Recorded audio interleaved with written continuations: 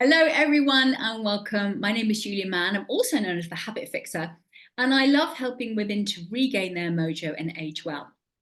And I do that with EFT, which is a very, very simple but effective tapping technique, skincare, nutrition, and digital products. And today I'm joined by an absolutely lovely woman. Her name is Heather Parker. She actually works as a coach, a trainer, and a consultant. And she actually helps people who are purpose driven to thrive. And I really love that. Love that word, thrive, Heather. I know today that you're going to be talking about 3 habits to help you thrive at work. Mhm. Don't we all want that? So I'm going to hand straight over to you. Cool. Thank you so much, Julie. Yeah, hello. I'm really excited to be here. So, as Julie mentioned, I'm a coach, trainer, and consultant, and also a psychologist. So, what I'm going to share with you today, a lot of that is based on my experience as a psychologist. Um, so, I just want to check in first of all what I mean by thriving, because, like you, Julie, I love that word. It means a lot to me, but I know it's really actually quite important to clarify what are we talking about. So for me, thriving is not just about high performance. And often when we think about thriving at work, that might be one of the things that comes to our mind, being really good at our jobs. It's actually about high performance without the high personal cost. So it's being brilliant at work that you love doing without burning out, without damaging other aspects of your life, your relationships, for example. So it's much more holistic. And I'm going to talk about 3 habits for thriving at work. The first one I'm going to talk about is a habit of building your resilience. The second one is a habit of being mindful with your time. And the third, a habit of taking care of yourself as part of your job. So for each of those, I'm going to give one really specific example of a habit that you could go away and do today. So the first one, making a habit of building your resilience. Resilience, as you might know, is a massive topic. It's really broad. So I have a half-day workshop on that topic, and I still feel like I can't cover everything there. But as a loose definition, it's the ability to cope with negative or difficult events. So people often use the phrase to bounce back, and that's where the word actually comes from. And our resilience is dynamic, so it changes over time, and it's affected by loads of different things. Some of those things, those factors, we aren't able to control, but there are factors that we can influence, and we can actually build our resilience and strengthen it like a muscle. And one way we can do this is balance out the negativity bias that we as humans tend to have. So our bias towards noticing the negative, towards more negative thoughts. And there's a really, really simple habit that we can use to do that. And that's the 3 good things exercise, which some of you might have heard of, or you might have come across a different version of it. The simplest version is just that at the end of each day, you take a moment to write down 3 good things that happened that day, and you reflect on them. And that's it. And research shows, so this is the most commonly used intervention, they call it, within positive psychology. There's tons of research on it. And research shows that it has a significant impact on our well-being. And in one study, the participants liked it so much that they carried on doing it after the study. And they found that they had increased happiness and reduced symptoms of depression after 6 months. So it's a really lasting impact. This isn't just a temporary boost. So we can also use this habit specifically for work. So at the end of each work day, what went well? And it really does not need to be anything big at all. So often when we think of what's going well at work, we might think of bigger things like a promotion, we completed a project, we had a positive appraisal. We might think of some of those maybe positive milestones. One of the beauties of doing this every day is that they can't be big things because we don't have enough of those happening every day. So actually encourage us to look at those really small positive things that are happening all the time. It does not need to be big. One of my recent ones was I sent an email that I'd been procrastinating on. Doesn't sound big, but for me, that was like, yes, well done, Heather. It's really about that. And if you follow me on LinkedIn, you will find that every Friday I post 3 good things that happened at work this week. And it will give you the kind of idea of what you might include. And a final tip on this one, if you are someone who experiences a little bit of anxiety about work, so maybe you get those Sunday scaries, you feel a little bit of dread about work the next day, you might add on, what's one thing I'm looking forward to tomorrow? And again, this is just about rebalancing that bias. So when we're feeling anxious or that little bit of dread about work, we're looking into the future and we're seeing a negative and we're generating that fear around it. So what we're doing instead is we're also looking into the future and identifying a positive thing that we're looking forward to. It doesn't have to be perfectly work related. It could be, oh, having a catch up with that colleague I like. It can be really, really simple. It could be, I get to format a spreadsheet in colors. Like, it really does not matter. There's no judgment on what these things are, but just one thing you're looking forward to. So that's a nice little add-on. Final thing on that, it takes time to see results, as with so many of these habits. I know you find that, Julie. You've often got to encourage people, give it some time. You might not find on your first day this makes you feel super resilient and you don't feel worried or anxious about work anymore. Give it a bit of time, give it a go and see what happens. So the second one I want to talk about is being mindful with your time. So time is one of our most precious resources in life, but particularly at work. And if we think about making an impact at work, being productive at work, often we're thinking about maybe doing more in less time. But if we're not mindful with our time, if we're not intentional with how we're using it, we might find actually we can make less of an impact.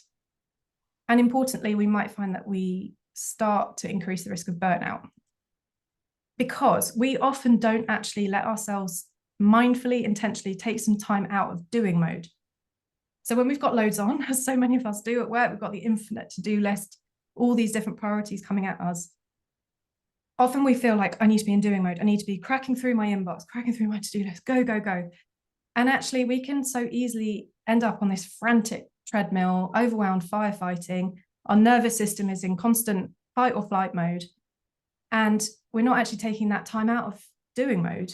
So whether that's time to plan, to prioritize, to think strategically, to just step out of the work for a minute, out of the detail, to rest.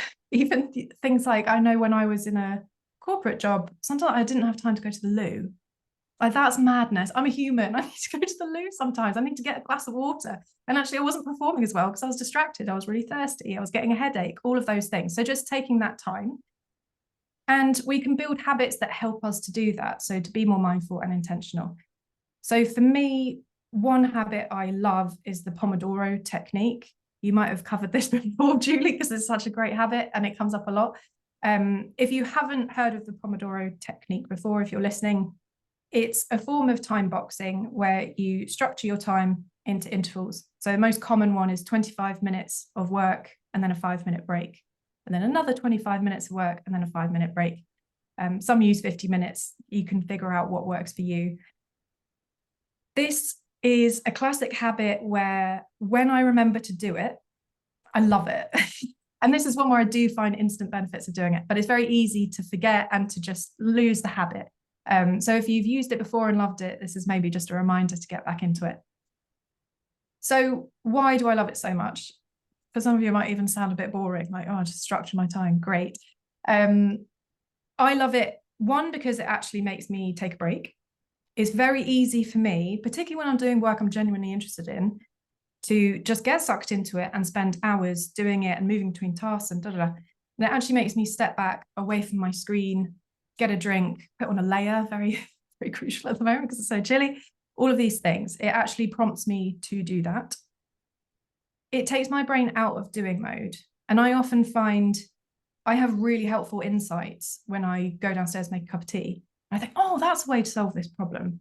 Or for me personally, I can really get sucked into perfectionism. So having that little break where I step out of the doing mode, walk away, I often get a bit of perspective and I go, Heather, are you being a perfectionist on this? Could you maybe let go of that bit? It doesn't need to be perfect. Maybe prioritize and focus on this bit. It's really, really helpful to step out of doing mode. I also find, in terms of the classic productivity, I'm much more effective because I've only got 25 minutes to do this thing. So I'll just crack on and do it. It really helps me be more focused. Different versions of this. So being mindful of your time, other habits you might use. Another one I use sounds so simple, but making a habit of planning my day. So again, I used to not give myself permission almost to step out of doing mode. There was just so much to do. I would just crack on with it. I make a habit now every single morning of going, right, what are actually my priorities today? What order am I going to tackle stuff in? And that for me is a massive stress reducer. A different one of my clients uses, just one more example, is making all their meetings 25 minutes or 50 minutes instead of the 30 or the 60 default. Just means they get time to step away, to take a break. So be mindful with your time. And then finally, a habit of taking care of yourself as part of your job. So this is really about making self-care part of your job as though it was on your job description, because it should be. So if we take an extreme example, if we were going about our day-to-day lives, not getting any sleep, not eating at all properly, maybe if we were drinking heavily when we're outside of work, we would get pulled up very quickly. Like, what is going on with you? And actually looking after ourselves, making sure that we can show up and do our best work is part of our job.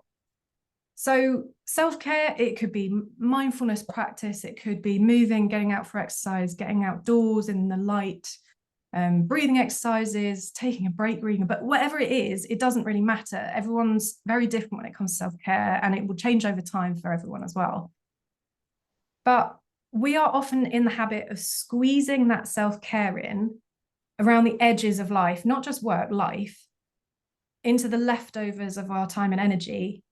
And the problem is we don't have any leftovers. We've already used up our time and energy on everything else that has to be done. And it becomes even harder to prioritize self-care when we're feeling stressed and anxious.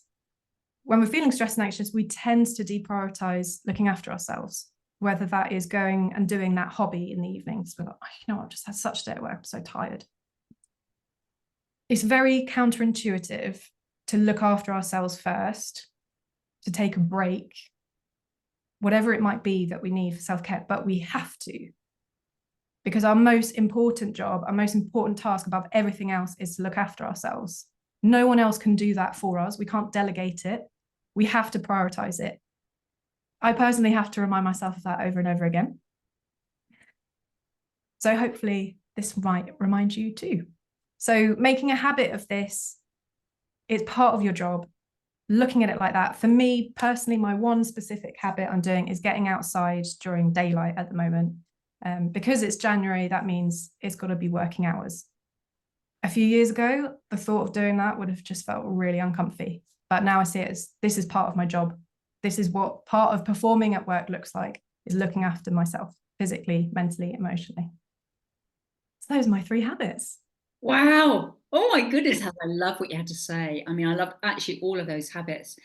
And although you divide them into 3 categories, in a way, it's all self-care, isn't it? Yeah. Self-care at work, self-care at home, that's the thing. You talked about the impact that it has outside of work. Life is our life. Our life is happening inside and outside of work. So it's really, really important to be the best we can be, to really look after ourselves in all the time that we have. And actually, the thing that we tend, I think, to overlook is the fact that we don't know how much time we actually have. We may set a timer for 25 minutes, but who knows what's going to happen. Nothing is guaranteed in life. So it's really, really important that we take ownership and find ways to thrive. So I am so, so grateful that you shared what you did. Thank you ever so much.